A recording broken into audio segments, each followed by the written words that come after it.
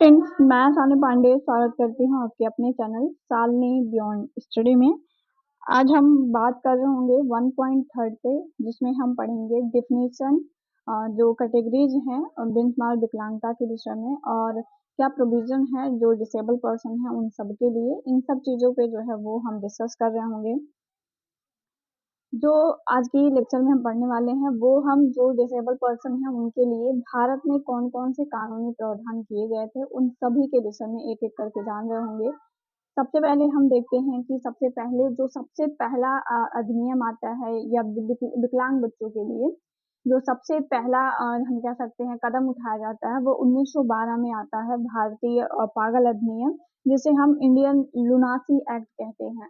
ठीक है, ये मतलब उस समय क्या था कि मतलब जैसे आज के समय में किसी को पागल कहना वो मतलब ऑकवर्ड लगता है या फिर हम कहें कि वो जो है कानूनन उचित नहीं है। लेकिन उस समय जब 1912 में ये जो एक्ट आया था तो उसको इसी नाम से पुकारा जाता था, भारतीय पागल अधिनियम कहा जाता था। इंग्लिश में इंडियन लुनासी एक्ट कहा जाता था। तो ये जब आया था तो इसका जो मेन पर्पज़ था वो सिर्फ़ और सिर्फ़ जो मेंटली डिसेबल पर्सन है, मतलब जो भी मानसिक मंद या मानसिक रोगी व्यक्ति हैं उनके देखभाल संबंधित कुछ प्रावधान थे जो इसमें किए गए थे।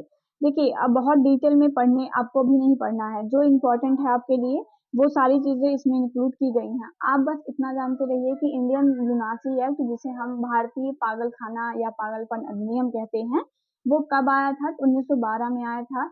इसका क्या उद्देश्य था? इसका उद्देश्य था कि जो मानसिक मंद या मानसिक रोगी व्यक्ति हैं, उनके लिए सुविधाएँ देना। क्योंकि अभी आप करंट में अगर जानेंगे तो मानसिक मंद और मानसिक रोगी 2 अलग-अलग डिसेबिलिटी से अंतर्गत आती हैं। लेकिन उस टाइम क्या था कि मतलब 1912 तक लोगों को जानकारी नहीं थी कि ये 2 अलग-अलग डिसेबिलिटियाँ हैं, इनमें क्या डिफ़रेंस होता है। ये सब उतना ज़्यादा उनको अलग नहीं किया गया था, हम ये कह सकते हैं। तो दोनों को एक ही, मानसिक मंद हो या मानसिक रोगी हो, दोनों को एक जैसा माना जाता था और इन्हीं के देखभाल संबंधित कुछ प्रावधान थे जो इसमें किए गए थे। उसके बाद अगला आता है आपका मेंटल हेल्थ एक्ट, जो कि 1987 में आपका आता है, जिसे हम मानसिक स्वास्थ्य अधिनियम कहते हैं। सेम जैसे इंडियन लुनासी एक्ट था, उसी प्रकार का ये भी आपका था, लेकिन इसमें क्या था, जैसे ऊपर आपने देखा कि सिर्फ़ और सिर्फ़ जो है मतलब 1912 में जब इंडियन लुनासी एक्ट आता है, तो सिर्फ़ और सिर्फ़ मतलब मानसिक रोगी और मानसिक मंद दोनों के लिए प्रावधान थे। लेकिन जो 1987 में मेंटल हेल्थ एक्ट आता है, वो सिर्फ़ ऐसे व्यक्ति जो मानसिक रोगी हो चुके थे, उनके हेल्थ का मतलब उनकी हेल्थ को लेकर के कुछ प्रावधान किए गए थे। साथ ही साथ उन्हें कुछ मतलब जैसे पेंशन वगैरह देने की बात इसमें की गई थी। मतलब जो मेंटली हेल्थ जिनका मेंटल हेल्थ खराब है, मतलब ये कह सकते हैं कि जो मानसिक रोगी व्यक्ति थे, ऐसे मानसिक रोगियों व्यक्तियों के लिए कि उनका अस्पतालों में बेहतर तरीके से उनका देखभाल किया जाए, उनके लिए जो मनोचिकित्सक हैं, उनकी व्यवस्था की जाए, ये सब बातें इसमें कही गई थी। साथ ही साथ जो मानसिक रोगी व्यक्ति हैं, मानसिक मंद को नहीं, इस बात को ध्यान रखिएगा, मानसिक रोगी जो व्यक्ति थे, उनको जो आफतों मतलब जो पेंशन वगैरह है, ये सब चीज़ें उनके लिए कुछ प्रावधान इसमें किया गया था। इम्पोर्टेंट आपके लिए क्या है, आप इतना याद रखिएगा कि ये कब आया था, तो 1987 में आया था। किसके लिए था? तो जिनका मानसिक स्वास्थ्य खराब है, उनके लिए था। कुछ चिकित्सा वगैरह देने की बात की गई थी। साथ ही साथ जो है वो कुछ पेंशन इन बच्चों को देने के लिए बात की गई थी, ताकि ये अपने जीवन में थोड़ा अच्छे तरीके से जो है वो जीवन को जी सके। उसके बाद आपका आता है, यहाँ से इम्पोर्टेंट फैक्ट स्टार्ट हो जाते हैं आपके एग्ज़ाम पॉइंट ऑफ व्यू से। इंडियन लुनासी एक्ट और मेंटल हेल्थ एक्ट जो यमएच है, वो उतना ज़्यादा आपके कोर्स में नहीं पूछा जाता है, बट आपको जानकारी रखनी है, हो सकता है पूछा ही जा सके। उसके बाद आपका रिहैबिलिटेशन काउंसिल ऑफ इंडिया होती है, जो कि जिसे हम आरसीआई कहते हैं। अब आप इस नाम से तो बिल्कुल परिचित होंगे आरसीआई, लेकिन इसका फुल फॉर्म ज़रूर याद रखिएगा। रिहैबिलिटेशन काउंसिल ऑफ इंडिया कहते हैं, 1992 में ये आपका बना था। देखिए 1981 में क्या होता है, आपको मैंने पीछे पढ़ाया था, तब विकलांगों का अंतर्राष्ट्रीय वर्ष घोषित किया जाता है। 1981 को मतलब जो 1991 का साल होता है, इसे विकलांगों का अंतर्राष्ट्रीय वर्ष घोषित किया जाता है और इसी के बाद ये सोचा जाता है कि क्यों ना भारत में भी एक ऐसी मतलब एक ऐसी संस्थान बनाई जाए जो कि ऐसे जो डिसेबल पर्सन है या फिर डिसेबिलिटी के फील्ड में जो काम करने वाले लोग हैं, उन सबको जो है वो ठीक प्रकार से पुनर्वास की या अन्य जो सुविधाएँ हैं वो दिया जाए। तो 1981 के बाद जब विकलांगों का अंतर्राष्ट्रीय वर्ष घोषित किया गया, उसी के जस्ट बाद जो होता है वो रिहैबिलिटेशन काउंसिल ऑफ इंडिया को स्थापित करने का विचार आया सभी के मन में। 1986 में क्या होता है कि एक आरसीआई को एक पंजीकृत सोसाइटी के रूप में इसकी स्थापना कर दी जाती है। अभी ये पूरी तरह से हम कह सकते हैं वो लागू नहीं था हर जगह पर, सिर्फ एक सोसाइटी के रूप में इसकी जो स्थापना होती है वो 1986 में कर दी जाती है। 1992 में क्या होता है, इसे संसद से पारित करवाया जाता है। उसके बाद 1993 में जो होता है ये लागू हो जाता है। देखिए जब कोई भी एक्ट आता है तो वो जस्ट 1 साल बाद, जैसे जब तक राष्ट्रपति के हस्ताक्षर नहीं होते हैं, कोई भी एक्ट होता है, मतलब कोई भी हम कह सकते हैं ड्राफ्ट होता है, तो वो किसी भी प्रकार के अधिनियम का रूप नहीं लेता है। तो ये जो था 1992 में ये संसद में पेश किया जाता है। आप जानते हैं लोकसभा राज्यसभा से पारित होगा, फिर जाएगा ये राष्ट्रपति के पास। तो राष्ट्रपति 1993 में राष्ट्रपति के हस्ताक्षर के बाद ये जो है वो लागू हो जाता है।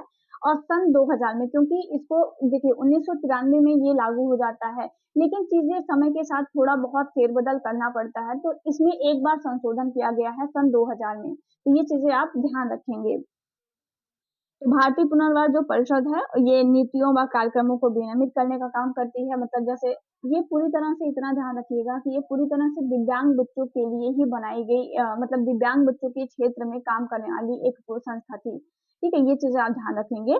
तो उन्हीं के क्षेत्र में ये नीतियां बनाना या कार्यक्रमों का क्रियान्वयन करना, विकलांगता वाले जो व्यक्तियों के पुनर्वास के दायित्व हैं उसको संभालना, जो जैसे आप लोग पढ़ रहे हैं तो आप लोगों के लिए पाठ्यक्रम जो बनाना, ठीक है, पाठ्यक्रम का मानकीकृत करना कि जो अगर आप स्पेशल बच्चों के फील्ड में टीचर बनना चाहते हैं तो फिर क्या क्या चीजें आपको पढ़नी चाहिए, क्या जानकारी आपके पास होनी चाहिए, डिप्लोमा का सर्टिफिकेट देना, तो वो सारे कामों को ये रेगुलेट करने का काम करती है। और तो यही सब इसका काम होता है कि जो भी विकलांगता के क्षेत्र में व्यक्ति हैं उनके लिए पुनर्वास की सुविधाएं उपलब्ध कराना, उनके लिए नीतियां बनाना, उनके क्षेत्र में जो काम करने वाले लोग हैं उनका रजिस्ट्रेशन करना, उनको मान्यता देना कि हाँ आप विशेष शिक्षक के रूप में या फिर आइडियोलॉजिस्ट के रूप में आप अब एलिजिबल हो गए हैं, उनके लिए जो है वो जो भी पेशेवर हैं उनको मान्यता प्रदान करना, उनके लिए पाठ्यक्रमों का क्रियान्वयन करना, यही सारे काम आरसीआई करती है। उसके बाद अगला जो आता है आपका वो पीडब्ल्यूडी होता है, जैसे हम पर्सन्स विद डिसेबिलिटी एक्ट 1995 के नाम से जानते हैं। अगर आपसे पीडब्ल्यूडी का पूरा फुल फॉर्म पूछा जाए, जैसे अगर आपसे कोई कहता है कि पीडब्ल्यूडी का फुल फॉर्म बताइए, तो याद रखिएगा आपको सिर्फ इतना नहीं बोलना है कि पीडब्ल्यूडी का फुल फॉर्म है पर्सन्स विद डिसेबिलिटी, रॉन्ग होता है वो। आपको पूरा फुल फॉर्म बोलना है कि पीडब्ल्यूडी का फुल फॉर्म होता है persons with disability equal opportunity protection of rights and full participation act 1995। चीजों को बहुत ध्यान से अपनी कॉपियों में नोट कर लेंगे कि अगर आपसे कोई भी पूछता है कि पीडब्ल्यूडी 1995 का पूरा नाम क्या होता है, तो वहां पर आप बताएंगे कि पीडब्ल्यूडी 1995 का पूरा नाम होता है persons with disability equal opportunity protection of rights and full participation act 1995। तो ये चीजें हैं, इंपॉर्टेंट है, ध्यान रखिएगा आप। जनरली हम बच्चों से पूछते हैं तो वो सिर्फ और सिर्फ पर्सन्स विद डिसेबिलिटी ही बताते हैं, जो कि वैसे अगर आप एग्जाम में लिखते हैं तो वो इनकरेक्ट माना जाता है। आप पूरा फुल फॉर्म लिखिए, आपको नंबर बेहतर मिलेंगे। अगर हम बात करते हैं तो ये पारित कब होता है, तो 1995 में जो है ये मतलब जो एक्ट होता है वो पारित हो जाता है, लेकिन 7 फरवरी 1996 में वो लागू होता है। इतना ध्यान रखिएगा, जैसे अब आप आरसीआई देखेंगे तो आरसीआई क्या है, आरसीआई 1992 में बनता है, 1993 में लागू होता है। पीडब्ल्यूडी 1995 में होता है, 1996 में लागू होता है। ऐसे आप आगे आरपीडब्ल्यूडी पढ़ेंगे तो 2016 में बनता है, 2017 में लागू होता है। तो जस्ट एक साल बाद आप ध्यान में रखेंगे कि कोई भी जैसे उसके आगे लिखा रहता है ना आरसीआई 1992, तो ये ऐसे आपको पीडब्ल्यूडी 1995, आरपीडब्ल्यूडी जो है वो 2016, तो वो सारी चीजें लिखी रहती है। तो उसके जस्ट एक साल आप इमेजिन कर लेंगे कि उसके जस्ट एक साल बाद जो है ये सारे लागू हो जाते हैं। तो 7 फरवरी 1996 को जो है ये आपका लागू होता है। याद रखिएगा, ये इंपॉर्टेंट है आपके लिए कि ये कब लागू होता है, कभी कभार पूछ लेता है। उसमें उसके बाद जो इम्पोर्टेंट फैक्ट इसमें है वो ये है कि इसमें जो होता है वो नौकरियों में 3% रिजर्वेशन दिया जाता है। जैसे कोई भी कैंडिडेट जो कि डिसेबल हैं और किसी भी गवर्नमेंट एग्जाम के लिए अगर वो एप्लीकेबल होते हैं तो वहां पर उनको 3% आरक्षण दिया जाएगा। मतलब अगर फिलहाल वो किसी कैटेगरी से हैं, जैसे मान लीजिए कोई ओबीसी से है, तो ओबीसी का आरक्षण तो मिलेगा ही मिलेगा उनको, प्लस 3% आरक्षण और उनको मिलता है। तो ये चीजें आप ध्यान रखेंगे। उसके बाद इसमें जो विकलांगताएं शामिल थी वो पूरी 7 विकलांगताओं को इसमें शामिल किया गया था। जो इम्पोर्टेंट फैक्ट है वो सिर्फ और सिर्फ उन्हीं फैक्ट को मैंने इसमें इंक्लूड किया है और मैं आपको बहुत फास्टली चीज़ों को जो है वो चीज़ों को कराने का प्रयास कर रही हूँ कि ताकि मैं सोच रही हूँ कि समय से मैं आपका पूरा कंप्लीट करवा दूँगी। ठीक है? तो आप ये चीज़ें जो इम्पोर्टेंट फैक्ट हैं, इसमें सिर्फ और सिर्फ इम्पोर्टेंट फैक्ट ही ऐड किए गए हैं। कोई भी ऐसा पॉइंट ऐड नहीं किया गया है जो अब आपकी जो नोट्स होंगे उसको जो है लेंथी बना दे और आपको पढ़ने में जो है वो दिक्कत हो। ठीक है? तो किसी भी पॉइंट को आप छोड़िएगा मत, ऐसा ना हो कि आप ये सोच लें कि ये इम्पोर्टेंट नहीं है, ऐसे ही दिखा दिया गया है, तो कुछ भी ऐसे ही नहीं दिखाया गया है। इस एक्ट में कितनी डिसेबिलिटीज़ शामिल की गई हैं, ये आप ज़रूर ध्यान में रखेंगे। तो सबसे पहला ध्यान रखिए कि जो आपका पीडब्ल्यूडी था, तो पीडब्ल्यूडी 1995 में 7 प्रकार की डिसेबिलिटी को शामिल किया गया था। अगर आप नहीं जानते हैं डिसेबिलिटी क्या होती है, तो पहले आप फर्स्टली एंड सेकंड लेक्चर को देख लीजिएगा, वहाँ पे आपको क्लियर हो जाएगा डिसेबिलिटीज़ क्या होती हैं। तो कौन-कौन सी 7 प्रकार की डिसेबिलिटीज़ थी, आइए उसको देखते हैं। सबसे पहला आपका दृष्टि अक्षमता था, ठीक है? जिसे आप ब्लाइंडनेस कहते हैं, तो उस ब्लाइंडनेस को यहाँ पर शामिल किया गया था। देखिए, जब कोई भी एक्ट में कोई भी चीज़ शामिल की जाती है, तो अगर आप उसके गज़ट को पढ़ते हैं, तो वहाँ पर उसकी प्रॉपर एक डेफिनिशन भी दी जाती है कि आखिर आप दृष्टि अक्षमता कहेंगे किसे? तो उसी गज़ट में लिखा हुआ है कि दृष्टि अक्षमता का मतलब होता है जिसका दृष्टि का पूर्ण अभाव हो, मतलब कोई ऐसा व्यक्ति जो बिल्कुल ही ना देख पाता हो। ठीक है? कोई भी ऐसा व्यक्ति दृष्टि अक्षमता का मतलब होता है, कोई भी ऐसा व्यक्ति जिसके दृष्टि का पूर्ण अभाव हो, मतलब जो बिल्कुल ही ना देख पाता हो। जिसकी दृष्टि तीक्ष्णता है वो 6/60 और या 20/200 स्नेल से जो है वो अधिक ना हो। आप ये चीज़ें ध्यान रखेंगे। स्नेल का मतलब क्या होता है? एक पाई चार्ट होता है जिसके माध्यम से हम जो बच्चा देख पा रहा है, नहीं देख पा रहा है, कितने डिस्टेंस से वो चीज़ों को देख पा रहा है, ये हम मेज़रमेंट करते हैं। अगर आपसे पूछा जाए कि दृष्टि तीक्ष्णता की मापन की इकाई क्या होती है, तो वो स्नेल होती है।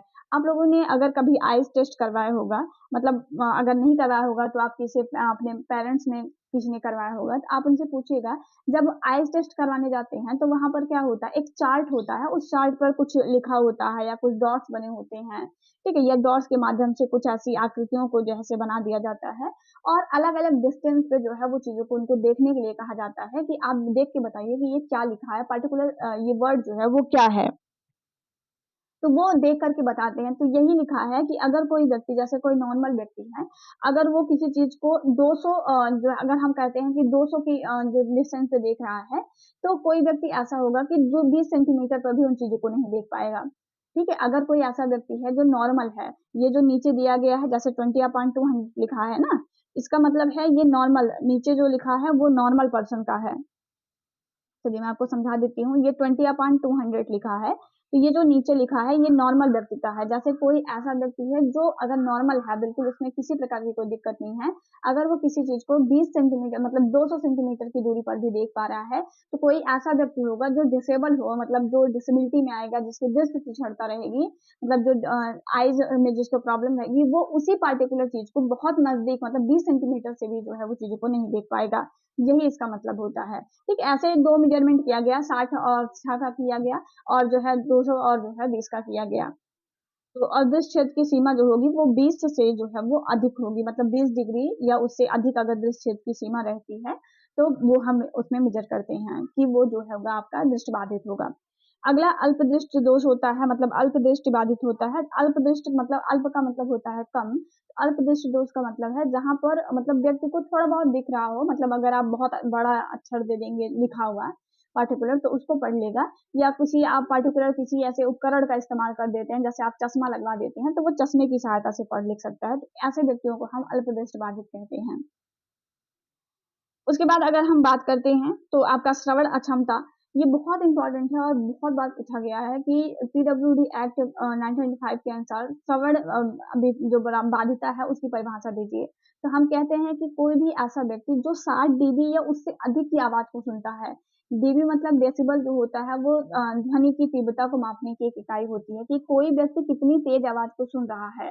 तो कोई अगर ऐसा व्यक्ति हो जो बहुत लाउड सुनता हो मतलब जैसे अभी आप लोगों ने अगर कभी ऐसा होता है ना कि हम किसी को बुला रहे हैं और वो नहीं सुन रहा है, तो जब हम बहुत तेज़ से बोलते हैं, तो वो सुन लेता है।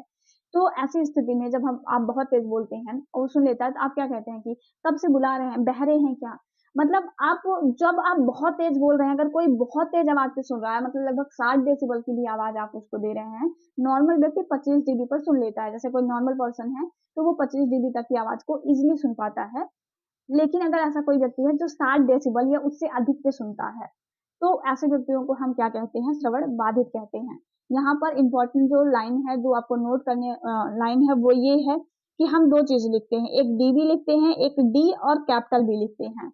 जो अगर एक आपका होता है, मतलब अगर हम यहाँ पर बात करते हैं, ये चीजें आप ध्यान देंगे, अगर हम डी और जो है वो कैपिटल भी लिखते हैं, इसका मतलब डेसिबल होता है। लेकिन वहीं पर अगर हम डी लिखते हैं और वहां पर स्मॉल बी लिखते हैं, इसका मतलब डेफ ब्लाइंड होता है। डेफ ब्लाइंड क्या होता है मैं आपको आगे बताऊंगी, अभी मैं आपको कंफ्यूज नहीं करूंगी। लेकिन अभी आप इतना ध्यान रखिएगा कि अगर डी और स्मॉल बी लिखा है तो वो आपका डेफ ब्लाइंड होता है। ठीक है, अगर आपको कहीं पे भी डी, कैपिटल डी और कैपिटल बी भी लिखा मिल जाए, मतलब अगर ऐसे भी लिखा मिले, तो उसका मतलब भी डेफ ब्लाइंड होगा। लेकिन अगर कहीं पर डी और कैपिटल भी लिखा है, मतलब स्मॉल डी एंड कैपिटल भी लिखा, उसका मतलब होता है डेसिबल। ठीक है, जब भी आप डेसिबल लिखेंगे तो इन चीजों को आप बिल्कुल ध्यान रखेंगे कि डेसिबल आपको डी लिखना है, उसके बाद कैपिटल बी डालना है। ठीक है, कैपिटल बी ये डेसिबल होता है, जो ध्वनि की तीव्रता को मापने की इकाई होती है। और कोई व्यक्ति जो 60 डेसिबल से ज्यादा की ध्वनि को सुनता है, 60 पे सुने या उससे ज्यादा पे सुने, तो वो श्रवण बाधित होता है। श्रवण बाधित, श्रवण अक्षमता एक ही होती है, तो उसमें कंफ्यूज नहीं होना है। अगला है मानसिक मंदता। मानसिक मंदता, देखिए हमने आपको बताया कि जब इंडियन लुनासी एक्ट आया था 1912 का, तो वहां पर क्या था कि तब ये जो चीजें थी, मानसिक रोग, मानसिक मंदता, दोनों को एक ही माना जाता था। लेकिन 1995 तक आते हुए दोनों को अलग समझा जाने लगा और दोनों अलग होती भी हैं। तो यहाँ पर मानसिक मंदता की परिभाषा दी गई कि मस्तिष्क के विकास की रुकावट या अपूर्णता, मतलब कोई ऐसा व्यक्ति हो जो कि मस्तिष्क उसका डेवलप ना हुआ हो, मतलब उसका जो माइंड है, मतलब जो अगर उसका आईक्यू लेवल है ना, वो 70 से कम हो। ठीक है, मतलब जो आईक्यू उसका है वो 70 से कम हो, तो ऐसे व्यक्तियों को हम क्या कहते हैं, मानसिक मंद कहते हैं, जिनके मस्तिष्क का विकास ही अपूर्ण होता है, मस्तिष्क का विकास ही नहीं होता है। ठीक है, हुआ रहता है, तो ऐसे व्यक्ति को हम मानसिक मंद कहते हैं। मानसिक रोगी क्या होता है, मानसिक मंदता को छोड़कर जितने भी व्यक्ति होंगे वो सब मानसिक रोगी के अंतर्गत आते हैं। जैसे कोई ऐसा व्यक्ति है जिसका आईक्यू लेवल 70 से ज्यादा है, ठीक है, तो वो जो होता है आपका, वो सारे के सारे व्यक्ति मानसिक रोगी हो सकते हैं, लेकिन कभी मानसिक मंद नहीं हो सकते हैं। आप कंफ्यूज मत होइए, आप एक एग्जाम्पल के थ्रू समझ लीजिए। जैसे कोई ऐसा बच्चा है जो जन्म से ही उसका सोचने समझने की क्षमता कम हो, तो वो मानसिक मंद होगा। लेकिन एक ऐसा व्यक्ति है जो नॉर्मल हो, लेकिन किसी कारणवश, तनाव के कारण, देखा आप लोगों का किसी मूवी में देखा होगा कि कोई व्यक्ति बिल्कुल नॉर्मल होता है, किसी आघात लग गया, कोई मस्तिष्क पर कोई चोट लग गई, ठीक है, या फिर अगर आप कह सकते हैं कि कोई बहुत ज्यादा जो है वो मेंटल प्रेशर उसके ऊपर है, तो कुछ समय के लिए या फिर परमानेंट भी वो अपनी याददाश्त खो देगा, या फिर वो अजीबो हरकत करने लगता है, तो वो सारे के सारे व्यक्ति मानसिक रोगी होंगे, जिनका आईक्यू लेवल बचपन से ही 70 से कम होता है, जिनका मस्तिष्क का विकास ही पूरी तरह से नहीं हो पाता है, ऐसे व्यक्ति मानसिक मंद होते हैं। लेकिन ऐसे व्यक्ति जो बिल्कुल नॉर्मल हो, या फिर जिनके मस्तिष्क का विकास हुआ हो, लेकिन किसी कारणवश, किसी मस्तिष्क की चोट की वजह से, ठीक है, या फिर किसी बहुत ज्यादा प्रेशर लेने की वजह से, तो उनका जो मानसिक संतुलन है वो खो जा रहा हो, वो अपने बॉडी पर, अपनी लैंग्वेज पर, ठीक है, अपने बिहेवियर पर कंट्रोल ना कर पा रहे हो, पहले जैसा ना रहे, एक नॉर्मल पर्सन की तरह ना रह पा रहा हो, ऐसे व्यक्तियों को मानसिक रोगी कहते हैं। आई होप अब क्लियर हो गया होगा आपको दोनों। उसके बाद आपका चलन निःशक्तता होती है। चलन निःशक्तता मतलब जिसे लोकोमोटर डिसेबिलिटी कहते हैं। तो जब किसी व्यक्ति के हड्डियों, जोड़ों और मांसपेशियों में कोई भी प्रॉब्लम हो जाए, देखिए लोकोमोटर डिसेबिलिटी का मतलब आप कई बच्चे ये समझते हैं कि उनके पैरों में दिक्कत होगी, चलने में जो प्रॉब्लम होती है उसे लोकोमोटर कहते हैं। ये बिल्कुल गलत है। चलने में हुई प्रॉब्लम को लोकोमोटर कहते हैं, लेकिन सिर्फ लोकोमोटर चलने में हुई प्रॉब्लम को ही कहते हैं, ये गलत है। किसी भी व्यक्ति के हड्डियों, जोड़ों, मांसपेशियों, जैसे हाथों की जो हड्डियां हैं, जहां-जहां जोड़े हैं, ठीक है, पैरों की हड्डियां, पैर को जोड़ों में किसी प्रकार की कोई दिक्कत हो जाए, जिसकी वजह से उसको चलने, फिरने, लिखने, उठने, बैठने में प्रॉब्लम हो, ऐसे डिसेबिलिटी को हम चलन निःशक्तता कहते हैं। उसके बाद आपका कुष्ठ रोग मुक्त होता है। यहाँ पर ध्यान रखिएगा कि डिसेबिलिटी के अंदर लेप्रोसी कर्स को ऐड नहीं किया गया है। लेप्रोसी जो मुक्त व्यक्ति हैं, मतलब जो कुष्ठ रोग मुक्त व्यक्ति होते हैं, उनको ऐड किया गया है। कुष्ठ रोग मुक्त का मतलब होता है एक ऐसे व्यक्ति जो कुष्ठ रोग से ठीक हो गए हों, लेकिन उनकी जो सेंसरी एबिलिटी है, जैसे हाथ, पैर, आँख, पलक, इन सब की जो सेंसरी एबिलिटी है वो खो गई हो, ठीक है? कोई हानि हो गई हो, कोई पक्षाघात हो गया हो, जिसकी वजह से उनके सेंस उस प्रकार से काम नहीं कर पा रहे हैं। जैसे एक नॉर्मल व्यक्ति होता है, अगर मान लीजिए एक व्यक्ति बैठा हुआ है, आप उसके हाथ पे हाथ रखते हो तो उसको आभास होता है कि हाँ, किसी ने जो है हमारे हाथ पे हाथ रखा है, ठीक है? लेकिन जो ऐसे व्यक्ति होंगे जो कुष्ठ रोग मुक्त होंगे, ऐसे व्यक्तियों को कोई आभास नहीं होता है। जैसे आप उनके हाथ पे हाथ रखे या कोई भी चींटी उसके हाथ में काट ली, मान लीजिए उनके हाथ की सेंसिटिविटी चली गई है, तो उनको आभास नहीं होगा, तो ऐसे व्यक्तियों को हम कुष्ठ रोग मुक्त कहते हैं। तो ये कुछ इम्पोर्टेंट फैक्ट हैं, इन्हें आप ध्यान रखिएगा और जो-जो इम्पोर्टेंट है बस उन्हें ऐड किया गया है। पूरा लेक्चर देखिएगा, आपका 1.3 से आने वाला एग्ज़ाम का कोई भी पार्टिकुलर क्वेश्चन नहीं बचेगा। अगर आप 1.3 पूरे प कहीं से भी आप पेपर उठा के देख लीजिएगा, अगर 1.3 से कोई भी क्वेश्चन बना होगा तो वो इसी 2-3 पेज से बन जाएगा, ठीक है? तो इसको बहुत अच्छे से देखिएगा आप। उसके बाद एनटीए होता है, जैसे नेशनल ट्रस्ट एक्ट कहते हैं, 1999 में आया था, मतलब 1999 में एनटीए आया था और ये आर्टिस्ट में 4 प्रकार की एनटीए के विषय में आप इतना जानते रहिए, इसमें 4 प्रकार की डिसेबिलिटी शामिल की गई थी, जिसमें आर्टिज़्म में था स्वलीनता। स्वलीनता क्या होती है? ऐसे बच्चे जो खुद में लीन रहते हैं, किसी से बात नहीं करते हैं, टाइम के बहुत पंक्चुअल होते हैं, जैसे उनका दैनिक दिनचर्या जो है वो लगभग वो एक जैसा ही रूटीन रखना चाहते हैं, उसमें छेड़खानी नहीं करना चाहते हैं। ठीक है? तो आर्टिज़्म ये आप ध्यान दीजिएगा। उसके बाद सीपी आता है, जैसे सेरेब्रल पाल्सी कहते हैं। बहुत डीपली मैं आपको यहाँ पर डिसेबिलिटीज़ के विषय में नहीं बता रही हूँ क्योंकि बहुत सारी डिसेबिलिटियाँ हैं और उन सब के विषय में बताते हुए वीडियो बहुत ज़्यादा लंबी हो जाएगी। आप जो इम्पोर्टेंट फैक्ट हैं उन्हें अभी ध्यान रखिए क्योंकि आगे आपको एक-एक डिसेबिलिटी के विषय में बहुत डीपली जो है वो नॉलेज करनी है, तो वहाँ पर पढ़ेंगे। अभी आप इतना ध्यान रखिए कि ऑटिज़्म होता है ऐसे बच्चे जो खुद में लीन रहते हैं। हिंदी में स्वलीनता कहते हैं, स्व मतलब खुद और लीन मतलब खो जाना। तो ऐसे व्यक्ति जो खुद में खोए हों, किसी से बात ना करते हों, सामाजिक संचार उनका जो है वो अच्छा ना हो, दैनिक एक ही रूटीन को फ़ॉलो करते हों। जैसे बर्फी मूवी अगर आपने नहीं देखी है तो देख लीजिएगा, ठीक है? अभी आपके पास बिल्कुल पर्याप्त टाइम है और किसी दूसरी मूवी को देखने से बच अच्छा है आप डिसेबिलिटी रिलेटेड मूवियों को देखें, तो बर्फी मूवी देख लीजिएगा, वहाँ पर बताया गया है कि वहाँ पर स्वलीनता के विषय में आपको जानकारी हो जाएगी। उसके बाद सीपी जिसे सेरेब्रल पाल्सी कहते हैं, प्रमस्तिष्क पक्षाघात होता है। मस्तिष्क पर किसी प्रकार का आघात हो जाने की वजह से जो फिजिकल मूवमेंट है, जैसे उठने-बैठने संबंधित जो गतिविधियाँ हैं, वो डिस्टर्ब हो जाती हैं और बच्चे की सोचने संबंधी जो एबिलिटी है, वो भी कहीं न कहीं या फिर हम कह सकते हैं जो कोऑर्डिनेशन है, क्योंकि हमारा मस्तिष्क पूरी बॉडी को कंट्रोल करता है, तो वो जो कोऑर्डिनेशन होता है, वो यहाँ पर डैमेज हो जाता है, जिसकी वजह से कोऑर्डिनेशन नहीं हो पाता है और बच्चे को प्रॉब्लम्स हो जाती हैं। उसके बाद मेंटल रिटार्डेशन हमने आपको बता ही दिया जो कि एनटीए में भी शामिल है, पीडब्ल्यूडी में भी शामिल है।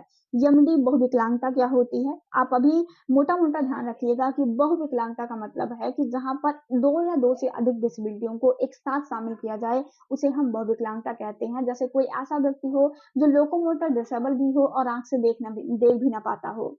कोई भी 2 डिसेबिलिटी जब हम इंक्लूड कर देते हैं तो वो बहुविकलांगता बन जाती है, 2 या 2 से अधिक भी। जैसे कोई ऐसा व्यक्ति है जिसके हाथ में भी मान लीजिए लकवा मार दिया है और आँख से देख भी नहीं पा रहा है, चलने में भी असमर्थ है, तो वो एक मल्टीपल डिसेबिलिटी का पर्सन्स हो जाता है। उसके बाद हम बात करते हैं आरपीडब्ल्यूडी एक्ट आता है 2016, ठीक है? तो ये पूरा आपको थोड़ा टाइम ज़्यादा लग जा रहा है वीडियो जो है वो बनाने में। मतलब ऐसा हम कह सकते हैं कि ये थोड़ा ज़्यादा टाइम ले रहा है, लेकिन आप ये बात बिल्कुल अपने दिमाग में रखिए कि पूरा लेक्चर देखने के बाद आपका 1.3 का एक सिंगल क्वेश्चन भी नहीं छूटेगा। उसके बाद आरपीडब्ल्यूडी आता है 2016 में और जिसे इसका फुल फॉर्म पूछा जाए तो rights of persons with disability act कहते हैं और इस नियम को विकलांग व्यक्तियों के अधिकारों पर जो यूएनसीआरपीडी का कन्वेंशन हुआ था, तो यूएन जैसे हमारे पहले आपने देखा ना कि 1995 में एक्ट आया हुआ था दिव्यांग बच्चों के लिए, जिसमें 7 प्रकार के डिसेबिलिटी को भी इंक्लूड किया गया है। लेकिन आप जानते हैं कि समय के साथ चीज़ों में परिवर्तन होता है। क्या वही 7 प्रकार की डिसेबिलिटियाँ ही समाज में देखने को मिल रही थी? तो ऐसा नहीं था और भी ऐसी बहुत सारी चीज़ें थी जो हमारे समाज में देखने को मिल रही थी, लेकिन उन लोगों को सुविधाएँ नहीं मिल पा रही थी। ठीक है? तो इसीलिए जब यूएनसीआरपीडी का कन्वेंशन होता है, भारत भी यूएनसीआरपीडी के कन्वेंशन पर हस्ताक्षर करता है। ठीक है, शामिल होता है, हस्ताक्षर करता है, तो वहाँ पर बात की जाती है कि जितने भी लोग इस यूएनसीआरपीडी के कन्वेंशन पर हस्ताक्षर किए हैं, वो सारे के सारे लोग अपने यहाँ एक ऐसा अधिनियम ले आएँगे, जो कि दिव्यांग बच्चों के हित में होगा। क्या-क्या प्रावधान किए जाएँगे, वो सारी चीज़ें यहाँ पर बताई गई थी, कैसे आप उनको सुविधाएँ देंगे।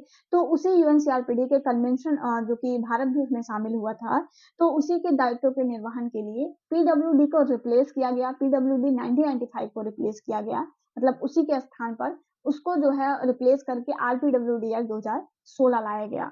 ठीक है, तो ये चीज़ें आप ध्यान रखेंगे, आपसे पूछा जाए कि पीडब्ल्यूडी 1995 की जगह कौन-सा अधिनियम आया था, तो आरपीडब्ल्यूडी आया था। आरपीडब्ल्यूडी का full form rights of persons with disability होता है। इसका जो ड्राफ्ट था 2011 में तैयार किया गया, जो विधेयक था वो राज्य आप जानते हैं विधेयक कोई भी कानून तब बनेगा जब वो राज्यसभा, लोकसभा और राष्ट्रपति द्वारा हस्ताक्षरित होगा। तो राज्यसभा में 14 दिसंबर 2016 को, लोकसभा में 17 दिसंबर 2016 को, वहीं राष्ट्रपति से 30 दिसंबर 2016 को जो होता है ये आपका लागू हो जाता है। तो ये 30 दिसंबर 2016 को लागू होता है। और यह विकलांगजन अधिनियम 1995 के स्थान पर जो है वो लाया गया था। जो इम्पोर्टेंट फैक्ट है उन्हें आप ध्यान रखिएगा। रिजर्वेशन जो था वो 3% से बढ़ाकर 4% कर दिया गया था। मतलब इसमें जो रिजर्वेशन था वो 3% से बढ़ा दिया गया था और रिजर्वेशन को 3% से बढ़ा करके ये 4% कर दिया गया था। एक चीज़ आप यहाँ पर जो है वो नोट कर लेंगे कि ये जो आपका आरपीडब्ल्यूडी एक्ट था ये 15 जून 2017 को लागू होता है। ठीक है, ये चीज़ें आप यहाँ पर नोट कर लेंगे, हमने नहीं नोट कर इसमें किया है। जो आपका आरपीडब्ल्यूडी एक्ट था 2016 का, ये 15 जून 2017 को जो है ये लागू होता है। राष्ट्रपति से 30 दिसंबर 2016 को जो है ये हस्ताक्षरित करते हैं। ये लागू होता है पूरे भारत में 15 जून 2017। ठीक है, तो ये चीज़ें आप ध्यान रखिएगा। यह विकलांगजन अधिनियम 1995 के स्थान पर जो था वो लाया गया था। रिजर्वेशन आप जानते हैं पीडब्ल्यूडी में 3% था। सरकारी नौकरी में जो पीडब्ल्यूडी पर्सन्स हैं, उनके लिए 3% आरक्षण था। यहाँ पर बढ़ाया गया, 1% बढ़ा दिया गया, 4% आरक्षण किया गया था। इसमें 6 से 18 वर्ष तक के जो बच्चे हैं, उनको निःशुल्क शिक्षा का प्रावधान किया गया था। मतलब वो फ्री एजुकेशन ले सकते हैं। आप जानते हैं आरटी एक्ट जो आपका आया था, आरटी 2009 आया था। तो वहाँ पर क्या था कि ऐसे व्यक्ति जो नॉर्मल हैं, 6 से 14 तक के बच्चों को निःशुल्क और अनिवार्य शिक्षा दी जाती थी। ठीक है, आप लोगों ने पढ़ा होगा सर्व शिक्षा अभियान था, तो वहाँ पर भी 6 से 14 वर्ष तक के बच्चों को निःशुल्क और अनिवार्य शिक्षा की बात की गई थी। लेकिन क्योंकि डिसेबल पर्सन हैं, तो ये बच्चे लेट अपनी एजुकेशन को स्टार्ट करते हैं। जैसे बहुत सारे ऐसे पेरेंट्स होते हैं जो करवाते ही नहीं है एडमिशन, या कोई पेरेंट्स होते हैं तो बच्चा क्योंकि डिसेबल है, उसको बहुत सारी परेशानियाँ हैं, वो नॉर्मल नहीं है, तो लेट एडमिशन करवाते हैं। ऐसी स्थिति में ऐसे बच्चों को 6 से 18 वर्ष तक की आयु तक फ्री एंड कंपल्सरी एजुकेशन का प्रावधान किया गया था। और यहाँ पर विकलांगता को बढ़ा करके आपने देखा कि पीडब्ल्यूडी 1995 के स्थान पर आया था ना ये, आपने पीछे पढ़ा है कि ये 1995 के स्थान पर आया था। तो आरपीडब्ल्यूडी जब आता है, तो वहाँ पर इसमें 60 डिसेबिलिटियाँ थी, तो यहाँ पर 3 गुना यहाँ पर 21 डिसेबिलिटियाँ कर दी जाती हैं। ठीक है? मतलब 7 पीडब्ल्यूडी 1995 में थी, आरपीडब्ल्यूडी में 21 डिसेबिलिटियाँ कर दी जाती हैं। अब कौन-कौन सी हैं 21 डिसेबिलिटियाँ? मैं आपको इसको बहुत ज़्यादा एक्सप्लेन नहीं करूँगी, बट मैं थोड़ा-थोड़ा आपको बता दे रही हूँ ताकि एक थोड़ा-सा आपको नॉलेज होती रहे चीज़ों के विषय में, बाकी आगे पढ़ेंगे हम। सबसे पहले आपका ब्लाइंडनेस था, जिसे आप दृष्टि अक्षमता कहते हैं। लो विज़न था, जिसे आप अल्पदृष्टिबाधित कहते हैं। मैंने कुछ डिसेबिलिटियों के विषय में पीछे बता रखा है, ठीक है? और लेप्रोसी कर्व्ड पर्सन होते हैं, जिसे कुष्ठ रोग मुक्त कहते हैं, जो कि सेंसरी एबिलिटी जिनकी चली जाती है कुष्ठ रोग होने की वजह से। लोकोमोटर डिसेबल होते हैं, जिनको चलने-फिरने में प्रॉब्लम होती है। और ड्वार्फिज़्म होता है, बौनापन कहते हैं इसे जो मतलब जिनकी हाइट जो होती है, वो एक सामान्य व्यक्ति जैसे नहीं बढ़ पाती है, तो वो ड्वार्फिज़्म होता है, बौनापन। इंटेलेक्चुअल डिसेबिलिटी होती है, जिसे हम बौद्धिक अक्षमता, इसी इंटेलेक्चुअल डिसेबिलिटी को ही हम मेंटल रिटार्डेशन भी कहते हैं। ठीक है? तो ये चीज़ें ध्यान रखिएगा, यमार भी इसी को कहा जाता है। उसके बाद मेंटल इलनेस होता है, जिसे मानसिक रोग कहते हैं। सेरेब्रल पाल्सी होता है, जिसे प्रमस्तिष्क पक्षाघात कहा जाता है। उसके बाद स्पेसिफिक लर्निंग डिसेबिलिटी होती है, जो अधिगम अक्षमता होती है, वो स्पेसिफिक लर्निंग डिसेबिलिटी उसे कहते हैं, अधिगम अक्षमता। विशिष्ट अधिगम अक्षमता इसकी हिंदी होती है, विशिष्ट अधिगम अक्षमता। और आप लोगों ने अगर ईशान करके एक मूवी है नहीं, तारे ज़मीन पर एक मूवी है, जिसमें ईशान नाम का कैरेक्टर उसमें होता है, तो वो लर्निंग डिसेबिलिटी से रिलेटेड है। ठीक है? कुछ ऐसी मूवियाँ हैं जिन्हें आपको देखते रहना चाहिए, जैसे ब्लैक मूवी हो गई, बर्फी मूवी हो गई, ठीक है? तो ये चीज़ें आपको डिसेबिलिटीज़ के विषय में और ज़्यादा जानकारी देंगी, उनके मूवमेंट के विषय में, ठीक है? उनके बिहेवियर के विषय में आपको जानकारी देंगी। इसके बाद स्पीच एंड लैंग्वेज डिसेबिलिटी है, बोलने संबंधित जो डिसेबिलिटी होती है, जैसे बच्चा सही से बोल नहीं पा रहा है, लड़का हो के लड़की जैसी आवाज़ निकाल रहा है, तो ये सब इसमें आती हैं। उसके बाद हियरिंग इम्पेयरमेंट होता है। आप जानते हैं हियरिंग इम्पेयरमेंट मतलब श्रवण बाधित। उसके बाद मस्कुलर डिस्ट्रॉफी होता है। मस्कुलर डिस्ट्रॉफी मतलब मांसपेशीय दुर्विकार कहते हैं इसको हिंदी में। और मस्कुलर डिस्ट्रॉफी में क्या होता है कि बच्चे की जो हड्डियाँ हैं, मांसपेशियाँ, उनका विकास नहीं हो पाता है। जैसे आप लोगों ने देखा होगा कि बहुत पतले व्यक्ति ऐसे मतलब हैं कि सिर्फ़ उनमें हड्डियाँ-हड्डियाँ दिख रही हैं, ठीक है? तो ऐसी संरचना वाले व्यक्ति ऐसा नहीं है कि हर वो व्यक्ति जो बहुत पतला दिख रहा है, वो मस्कुलर डिस्ट्रॉफी का शिकार होगा। ऐसे जो व्यक्ति होते हैं जो मस्कुलर डिस्ट्रॉफी वाले होते हैं, इनकी उतनी ज़्यादा ग्रोथ नहीं हो पाती है। बचपन से ही ये बहुत ज़्यादा आपको दुबले-पतले नज़र आएँगे, इनका पूरा शरीर सिकुड़ा हुआ नज़र आएगा आपको, ठीक है? तो इस तरह की डिसेबिलिटी ये होती है। एसिड अटैक विक्टिम ये ऐसी कोई पार्टिकुलर डिसेबिलिटी नहीं थी एसिड अटैक विक्टिम, लेकिन जो एसिड अटैक विक्टिम वाले पर्सन होते हैं, इनको भी सेम बहुत सारी प्रॉब्लम का सामना करना पड़ता है। मतलब एक नॉर्मल व्यक्ति जो बहुत नॉर्मल था, लेकिन किसी ऐसे हम कह सकते हैं दुष्ट की वजह से जो एसिड डाल देता है और उसकी त्वचा पूरी खराब हो जाती है, तो ऐसे व्यक्तियों को भी हम डिसेबिलिटी में शामिल करते हैं। और क्योंकि जब हम किसी अधिनियम में शामिल कर लेंगे, तो उस अधिनियम के द्वारा मिलने वाली सुविधाएँ उन तक पहुँचा पाएँगे। हमने आपको बताया था ना, हम कैटेगरीज़ क्यों बना रहे हैं? कैटेगरीज़ बनाने का सीधा-सा मतलब है कि किसको कितनी नीड है, उस हिसाब से हम उसको सुविधाएँ दे सकें। तो इनको भी शामिल किया गया है। उसके बाद पार्किंसंस डिसीज़ होता है। ये ऐसे पार्किंसंस डिसीज़ अभी आप पढ़ेंगे आगे चल के, ठीक है? तो ऐसे पार्किंसंस डिसीज़ में क्या होता है कि उनकी आप कह सकते हैं ब्लड से रिलेटेड कुछ प्रॉब्लम्स इसमें होती हैं। मल्टीपल स्क्लेरोसिस होता है, ठीक है? ऐसी ही मांसपेशियों संबंधित एक प्रॉब्लम होती है। थैलेसीमिया, हीमोफीलिया और सिकल सेल डिसीज़ ये तीनों ब्लड से रिलेटेड डिसऑर्डर आपके होते हैं। ऑटिज़्म स्पेक्ट्रम डिसऑर्डर होता है, जो स्वलीनता वाले बच्चे होते हैं, उन्हें हम कहते हैं autism spectrum disorder. Clinical neurological disorder होता है, ब्रेन संबंधित ये प्रॉब्लम्स होती हैं, कोऑर्डिनेशन में समस्या होती है। और मल्टीपल डिसेबिलिटी होती है, जिसे हम बहुविकलांगता कहते हैं। ठीक है? तो ये कुछ डिसेबिलिटियाँ हैं, जो आरपीडब्ल्यूडी एक्ट में शामिल की गई हैं। एक लास्ट पॉइंट, जिसे हम बेंचमार्क विकलांगता कहते हैं, उसके विषय में जानेंगे। आपके सिलेबस में इंक्लूड है। तो आरपीडब्ल्यूडी एक्ट के तहत ही जैसे जो 21 प्रकार के डिसेबिलिटी वाले पर्सन्स आपने पढ़े, इन सबको सुविधाएँ तभी दी जाएँगी, जब इनकी डिसेबिलिटी का जो परसेंटेज होगा, वो 40% से अबव होगा। तो बेंचमार्क विकलांगता से तात्पर्य ऐसे व्यक्तियों से होता है जिनकी विकलांगता 40% या उससे अधिक होती है। तो ऐसे सभी व्यक्तियों को हम बेंचमार्क विकलांगता के अंतर्गत शामिल करते हैं। और आरपीडब्ल्यूडी 2016 के अंतर्गत मिलने वाली सभी सुविधाएं ऐसे ही व्यक्तियों को मिलती है जिनकी डिसेबिलिटी 40% या 40% से ज्यादा है। जैसे मान लीजिए कोई ऐसा व्यक्ति है जिनकी एक अंगुली कट गई है, तो क्या उनको हम डिसेबल कह देंगे? नहीं कहेंगे उनको डिसेबल। डिसेबल होने के लिए आपकी विकलांगता का परसेंटेज 40 या उससे अधिक होना चाहिए। ठीक है? तो सभी को सुविधाएँ नहीं दे सकते हैं जिनकी डिसेबिलिटी का परसेंटेज 40 या 40 अबव होती है। तो 21 डिसेबिलिटियों में शामिल उन्हीं व्यक्तियों को हम जो है वो सुविधाएँ देते हैं। तो यही बेंचमार्क विकलांगता कहलाती है।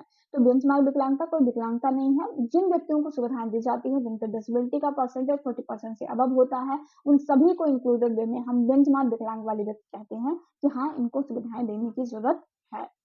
ठीक है? तो ये था आपका कंप्लीट 1.3। इसके बाद आपको किसी भी बुक्स को पढ़ने की ज़रूरत नहीं पड़ेगी अगर आप इससे नोट्स बनाते हैं अपना तो। इम्पोर्टेंट जितने भी फैक्ट्स थे मैंने इंक्लूड कर रखा है। बाकी अगर आप जैसे कोई अदर सब्जेक्ट है जिसके किसी भी पर्टिकुलर टॉपिक में आपको प्रॉब्लम है, तो आप वो टॉपिक यहाँ पर मेंशन कर सकते हैं, वो पर्टिकुलर टॉपिक आपको करा दिया जाएगा।